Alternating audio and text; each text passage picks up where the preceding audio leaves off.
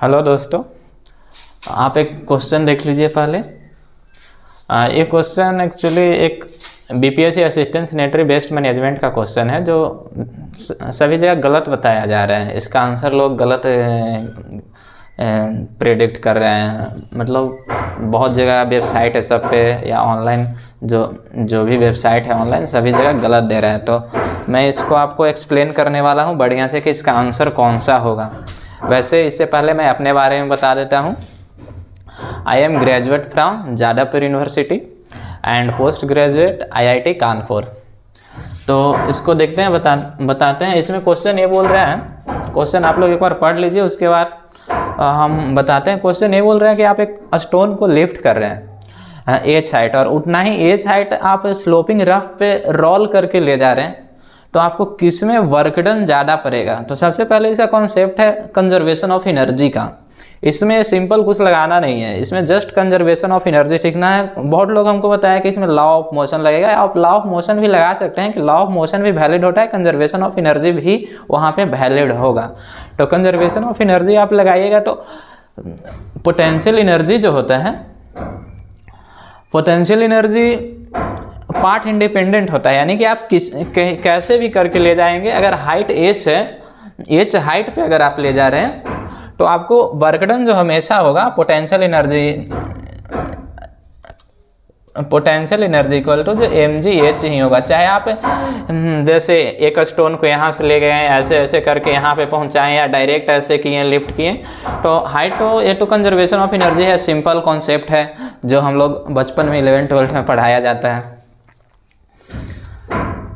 तो हम वही बता रहे हैं कि तो इसमें क्वेश्चन में कुछ बोला नहीं है। जैसे रोलिंग है और एक लिफ्टिंग है, तो रोलिंग और लिफ्टिंग में हम आइडियल कंडीशन तो नहीं कर सकते हैं क्योंकि एक सिंपल स्टोन का बात किया जा रहा है, तो आइडियल कंडीशन तो हम ले नहीं सकते हैं।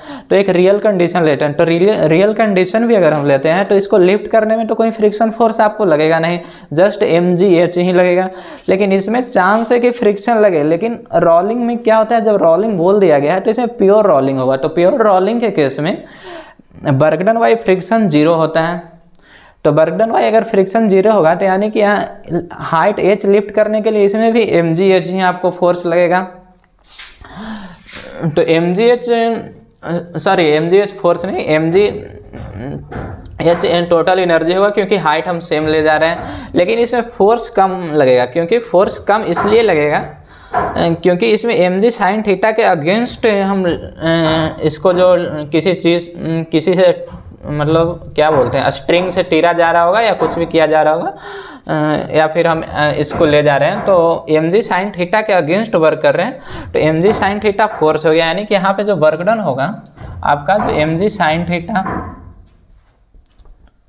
और इसको हम अगर लेंथ यहाँ से यहाँ तक हम लेंथ l मानते हैं तो mg sine theta dot dl होगा, यानी dl को इंटीग्रेट करेंगे तो ये फिर l आपका हो जाएगा। mg साइन थीटा जब वेक्टर क्वांटिटी में होता है तो आपको सिंपली, क्योंकि एंगल 180 डिग्री है, तो mg sine theta into l हो जाएगा। यहाँ पे लेंथ l इक्वल टू क्या होगा, l equal to H Y sine theta होगा। आप कैलकुलेट कर सकते हैं इसको, टाइम लग जाएगा काफ़ी ज़्यादा, तो हम उतना दिखा नहीं रहे हैं कि l equal to H Y sine theta होगा।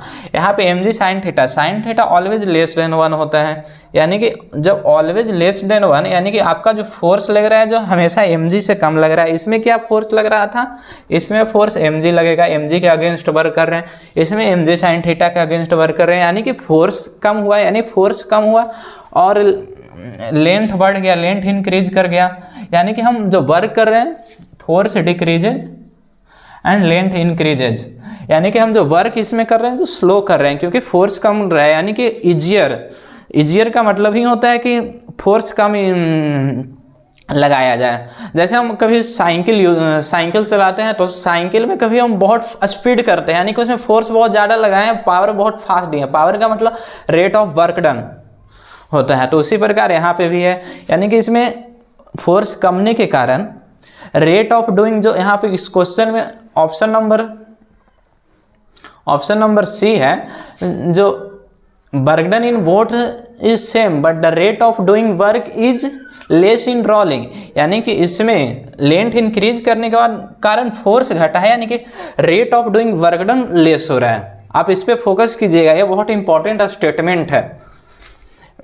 तो इसमें एम जी साइन थीटा तो होगा ही आपको, M G sine theta into L को एच वाई साइन थीटा अगर करेंगे तो हो जाएगा एम जी एच ही हो जाएगा फाइनली।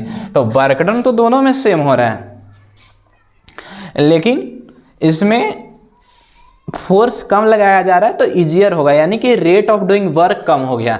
लोगों को ये नहीं समझ में आ रहा था कि बहुत लोग इसको आंसर पता नहीं कैसे दे रहे थे।